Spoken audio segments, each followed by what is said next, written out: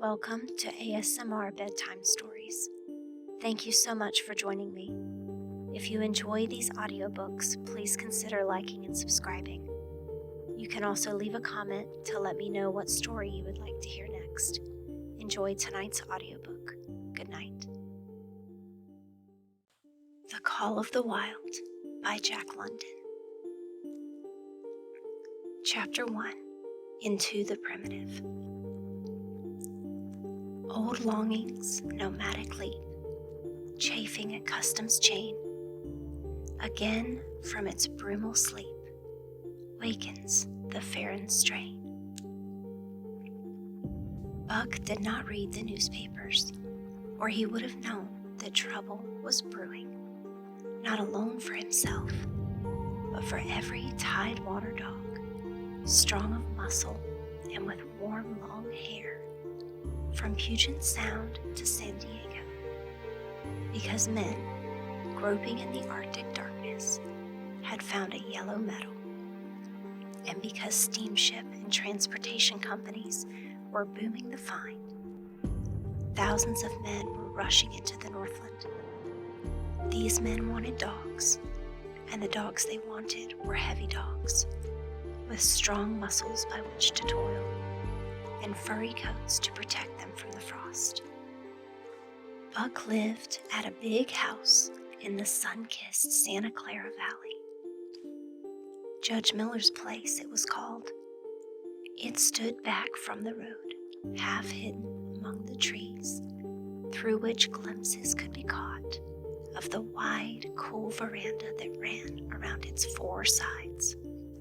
The house was approached by graveled driveways which wound about through wide-spreading lawns and under the interlacing boughs of tall poplars. At the rear, things were on even a more spacious scale than at the front. There were great stables where a dozen grooms and boys held forth, rows of fine-clad servants' cottages, and endless and orderly array of outhouses, long grape arbors, green pastures, orchards, and berry patches. Then there was the pumping plant for the artesian well, and the big cement tank where Judge Miller's boys took their morning plunge to keep cool in the hot afternoon. And over this great demesne Buck ruled. Here he was born, and here he had lived the 4 years of his life. It was true, there were other dogs. There could not but be other dogs on so vast a place, but they did not count. They came and went, resided in the populous kennels, or lived obscurely in the recesses of the house after the fashion of Toots, the Japanese pug, or Isabel, the Mexican hairless. Strange creatures that rarely put nose out of doors or set foot to ground. On the other hand, there were fox terriers, a score of them at least, who yelped fearful promises at Toots and Isabel, looking out of the window at them and protected by a legion of housemaids armed with brooms and mops. But Buck was neither house dog nor kennel dog. The whole realm was his. He plunged into the swimming tank or went hunting with the judge's sons. He escorted Molly and Alice, the judge's daughters, on long twilight or early morning rambles. On wintry nights, he lay at the judge's feet before the roaring library fire. He carried the judge's grandsons on his back or rolled them in the grass and guarded their footsteps through wild adventures down to the fountain in the stable yard and even beyond, where the paddocks were and the berry patches. Among the terriers he stalked imperiously, and Toots and Isabel he utterly ignored, for he was king over all creeping, crawling, flying things of Judge Miller's place, humans included.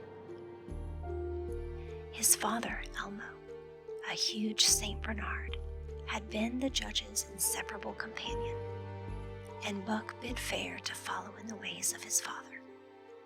He was not so large. He weighed only 140 pounds, for his mother, Shep, had been a Scotch shepherd dog. Nevertheless, 140 pounds, to which was added the dignity that comes of good living and universal respect, enabled him to carry himself in a right royal fashion. During the 4 years since his puppyhood, he had lived the life of a sated aristocrat. He had a fine pride in himself, and was even a trifle egotistical, as country gentlemen sometimes become because of their insular situation. But he had saved himself by not becoming a mere pampered house dog. Hunting and kindred outdoor delights had kept down the fat and hardened his muscles, and to him, as to the cold tubbing races, the love of water had been a tonic and a health preserver. And this was the manner of dog Buck was in the fall of 1897, when the Klondike strike dragged men from all the world into the frozen north. But Buck did not read the newspapers, and he did not know that Manuel, one of the gardener's helpers, was an undesirable acquaintance. Manuel had one besetting sin. He loved to play Chinese lottery. Also, in his gambling, he had one besetting weakness, faith in a system, and this made his damnation certain. For to play a system requires money, while the wages of a gardener's helper do not lap over the needs of a wife and numerous progeny. The judge was at a meeting of the Raisin Growers Association, and the boys were busy organizing an athletic club on the memorable night of Manuel's treachery. No one saw him and Buck go off through the orchard on what Buck imagined was merely a stroll, and with the exception of a solitary man, no one saw them arrive at the little flag station known as College Park. This man talked with Manuel, and money chinked between them. "You might wrap up the goods before you deliver 'em," the stranger said gruffly, and Manuel doubled a piece of stout rope around Buck's neck under the collar. "Twist it and you'll choke 'em plenty," said Manuel, and the stranger grunted a ready affirmative. Buck had accepted the rope with quiet dignity. To be sure, it was an unwanted performance, but he had learned to trust in men he knew, and to give them credit for a wisdom that outreached his own. But when the ends of the rope were placed in a stranger's hands, he growled menacingly. He had merely intimated his displeasure, in his pride believing that to intimate was to command. But to his surprise, the rope tightened around his neck, shutting off his breath. In quick rage, he sprang at the man, who met him halfway, grappled him close by the throat, and with a deft twist threw him over on his back. Then the rope tightened mercilessly, while Buck struggled in a fury, his tongue lolling out of his mouth, and his great chest panting futilely. Never in all his life had he been so vilely treated, and never in all his life had he been so angry. But his strength ebbed, his eyes glazed, and he knew nothing when the train was flagged and the two men threw him into the baggage car. The next he knew, he was dimly aware that his tongue was hurting, and that he was being jolted along in some kind of a conveyance. The hoarse shriek of a locomotive whistling a crossing told him where he was. He had traveled too often with the judge not to know the sensation of riding in a baggage car. He opened his eyes, and into them came the unbridled anger of a kidnapped king. The man sprang for his throat, but Buck was too quick for him. His jaws closed on the hand, nor did they relax till his senses were choked out of him once more. "Yep, has fits," the the man said, hiding his mangled hand from the baggageman who had been attracted by the sounds of struggle. I'm taking him up for the boss to Frisco. A crack dog doctor there thinks he can cure him. Concerning that night's ride, the man spoke most eloquently for himself in a little shed back of a saloon on the San Francisco waterfront. All I get is $50 for it, he grumbled, and I wouldn't do it over for $1,000 cold cash. His hand was wrapped in a bloody handkerchief, and the right trousered leg was ripped from knee to ankle. How much did the other mug get? The saloon keeper demanded. 100 was the reply. Wouldn't take a sow less, so help me. That makes 150, the saloon keeper calculated, and he's worth it, or I'm a squarehead. The kidnapper undid the bloody wrappings and looked at his lacerated hand. If I don't get the hydrophobia, it'll be because you were born to hang, laughed the saloon keeper. Here, lend me a hand before you pull your freight, he added. Dazed, suffering intolerable pain from throat and tongue, with the life half throttled out of him, Buck attempted to face his tormentors, but he was thrown down and choked repeatedly till they succeeded in filling the heavy brass collar from off his neck. Then the rope was removed, and he was flung into a cage-like crate. There he lay for the remainder of the weary night, nursing his wrath and wounded pride. He could not understand what it all meant. What did they want with him, these strange men? Why were they keeping him pent up in this narrow crate? He did not know why, but he felt oppressed by the vague sense of impending calamity. Several times during the night he sprang to his feet when the shed door rattled open, expecting to see the judge or the boys at least. But each time it was the bulging face of the saloon keeper that peered in at him by the sickly light of a tallow candle. And each time the joyful bark that trembled in Buck's throat was twisted into a savage growl. But the saloon keeper let him alone, and in the morning 4 men entered and picked up the crate. More tormentors, Buck decided, for they were evil-looking creatures, ragged and unkempt, and he stormed and raged at them through the bars.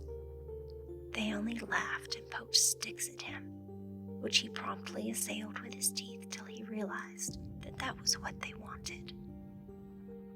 Whereupon he lay down sullenly and allowed the crate to be lifted into a wagon. Then he and the crate in which he was imprisoned began a passage through many hands. Clerks in the express office took charge of him. He was carted about in another wagon. A truck carried him with an assortment of boxes and parcels upon a ferry steamer. He was trucked off the steamer into a great railway depot, and finally he was deposited in an express car. For 2 days and nights, this express car was dragged along at the tail of shrieking locomotives, and for 2 days and nights, Buck neither ate nor drank. In his anger, he had met the first advances of the express messengers with growls, and they had retaliated by teasing him. When he flung himself against the bars, quivering and frothing, they laughed at him and taunted him. They growled and barked like detestable dogs, mewed and flapped their arms and crowed. It was all very silly, he knew, but therefore the more outrage to his dignity, and his anger waxed and waxed. He did not mind the hunger so much, but the lack of water caused him severe suffering and fanned his wrath to fever pitch. For that matter, high-strung and finely sensitive, the ill treatment had flung him into a fever, which was fed by the inflammation of his parched and swollen throat and tongue.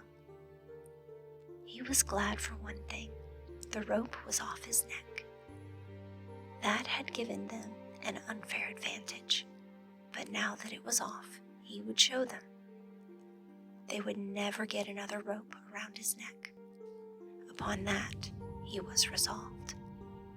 For 2 days and nights, he neither ate nor drank. And during those 2 days and nights of torment, he accumulated a fund of wrath that boded ill for whoever first fell foul of him. His eyes turned bloodshot, and he was metamorphosed into a raging fiend. So changed was he that the judge himself would not have recognized him, and the express messengers breathed with relief when they bundled him off the train at Seattle. 4 men gingerly carried the crate from the wagon into a small, high-walled backyard. A stout man with a red sweater that sagged generously at the neck came out and signed the book for the driver. That was the man Buck divined, the next tormentor, and he hurled himself savagely against the bars. The man smiled grimly and brought a hatchet and a club. "You ain't going to take him out now?" the driver asked. "Sure," the man replied, driving the hatchet into the crate for a pry. There was an instantaneous scattering of the 4 men who had carried it in. From the safe perches on top of the wall, they prepared to watch the performance. Buck rushed at the splintering wood, sinking his teeth into it, surging and wrestling with it. Wherever the hatchet fell on the outside, he was there on the inside, snarling and growling, as furiously anxious to get out as the man in the red sweater was calmly intent on getting him out. "Now, you red-eyed devil," he said, when he had made an opening sufficient for the passage of Buck's body. At the same time, he dropped the hatchet and shifted the club to his right hand. And Buck was truly a red-eyed devil as he drew himself together for the spring, hair bristling, mouth foaming, a mad glitter in his bloodshot eyes. Straight at the man he launched his 140 pounds of fury, surcharged with the pent passion of 2 days and nights. In midair, just as his jaws were about to close on the man, he received a shock that checked his body and brought his teeth together with an agonizing clip. He whirled over, fetching the ground on his back and side. He had never been struck by a club in his life and did not understand. With a snarl that was part bark and more scream, he was again on his feet and launched into the air. And again the shock came, and he was brought crushingly to the ground. This time, he was aware that it was the club, but his madness knew no caution. A dozen times he charged, and as often the club broke the charge and smashed him down. After a particularly fierce blow, he crawled to his feet, too dazed to rush. He staggered limply about, the blood flowing from nose and mouth and ears. His beautiful coat sprayed and flecked with bloody slaver. Then the man advanced and deliberately dealt him a frightful blow on the nose. All the pain he had endured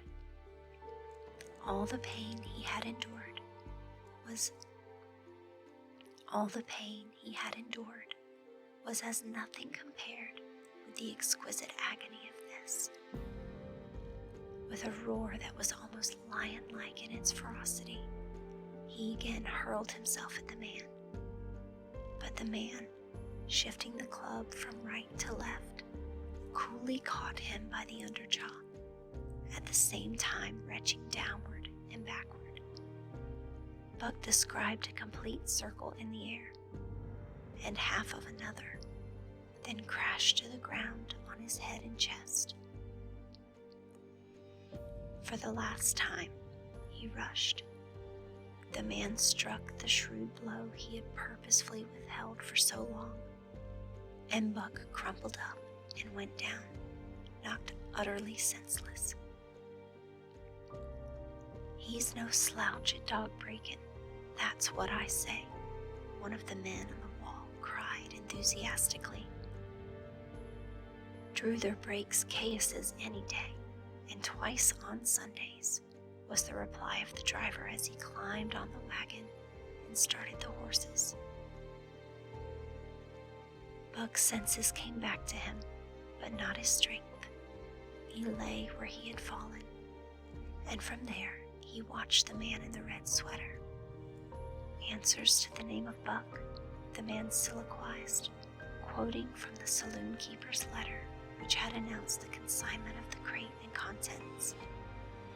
"Well, Buck, my boy," he went on in a genial voice, "we've had our little ruction, and the best thing we can do is to let it go at that.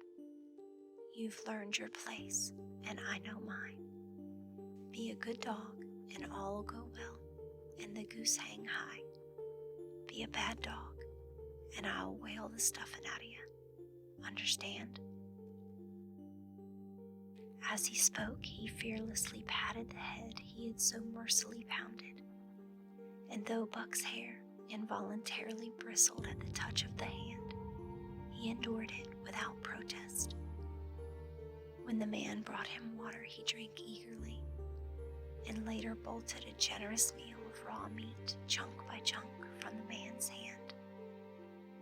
He was beaten, he knew that, but he was not broken. He saw, once for all, that he stood no chance against a man with a club. He had learned the lesson, and in all his afterlife he never forgot it. That club was a revelation. It was his introduction to the reign of primitive law, and he had met the introduction halfway.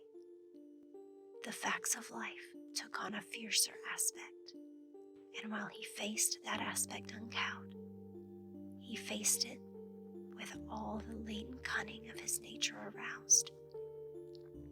As the days went by, other dogs came, in crates and at the ends of ropes, some docilely and some raging and roaring as he had come. And one and all, he watched them pass under the dominion of the man in the red sweater. Again and again, as he looked at each brutal performance, the lesson was driven home to Buck. A man with a club was a lawgiver, a master to be obeyed, though not necessarily conciliated.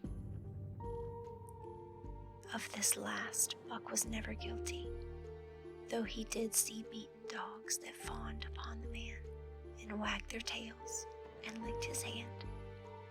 Also, he saw one dog that would neither conciliate nor obey, finally killed in the struggle for mastery. Now and again men came, strangers who talked excitedly, wieldingly, and in all kinds of fashions to the man in the red sweater. And at such times that money passed between them, the strangers took one or more of the dogs away with them. Buck wondered where they went, for they never came back, but the fear of the future was strong upon him, and he was glad each time when he was not selected. Yet his time came in the end, in the form of a little weazened man who spat broken English and many strange and uncouth exclamations which Buck could not understand. "Sacre dame," he cried, when his eyes lit upon Buck. "That one, damn bully dog, eh? How much?" 300 and a present at that, was the prompt reply of the man in the red sweater. "And seem as it's government money, you ain't got no kick comin', Perrault?" Perrault grinned, considering that the price of dogs had been boomed skyward by the unwanted demand. It was not an unfamiliar sum for so fine an animal. The Canadian government would be no loser, nor would its dispatches travel the slower. Perrault knew dogs, and when he looked at Buck, he knew that he was 1 in 1,000. 1 of 10,000, he commented mentally. Buck saw money pass between them and was not surprised when Curly, a good-natured Newfoundland, and he were led away by the little weazened man. That was the last he saw of the man in the red sweater. And as Curly and he looked at receding Seattle from the deck of the Narwhal, it was the last he saw of the warm Southland. Curly and he were taken below by Perrault and turned over to a black-faced giant called Franqui. Perrault was a French-Canadian and swarthy, but Franqui was a French-Canadian half-breed and twice as swarthy. They were a new kind of men to Buck, of which he was destined to see many more, and while he developed no affection for them, he nonetheless grew honestly to respect them. He speedily learned that Perrault and Franqui were fair men, calm and impartial in administering justice, and too wise in the way of dogs to be fooled by dogs. In the 'tween decks of the Narwhal, Buck and Curly joined 2 other dogs. One of them was a big, snow-white fellow from Spitzbergen, who had been brought away by a whaling captain, and who had later accompanied a geological survey into the Barrens. He was friendly in a treacherous sort of way, smiling into one's face the while he meditated some underhand trick, as for instance when he stole from Buck's food at the first meal. As Buck sprang to punish him, the lash of Franqui's whip sang through the air, reaching the culprit first, and nothing remained to Buck but to recover the bone. That was fair of Franqui, he decided, and the half-breed began his rise in Buck's estimation. The other dog made no advances, nor received any. Also, he did not attempt to steal from the newcomers. He was a gloomy, morose fellow, and he showed Curly plainly that all he desired was to be left alone, and further, that there would be trouble if he were not left alone. Dave, he was called, and he ate and slept, or yawned between times, and took interest in nothing, not even when the Narwhal crossed Queen Charlotte Sound, and rolled and pitched and bucked like a thing possessed. When Buck and Curly grew excited, half wild with fear, he raised his head as though annoyed, favored them with an incurious glance, yawned, and went to sleep again. Day and night the ship throbbed to the tireless pulse of the propeller, and though one day was very like another, it was apparent to Buck that the weather was steadily growing colder.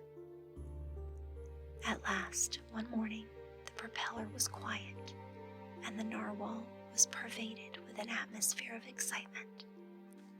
He felt it, as did the other dogs, and knew that a change was at hand. Franqui leashed them and brought them on deck.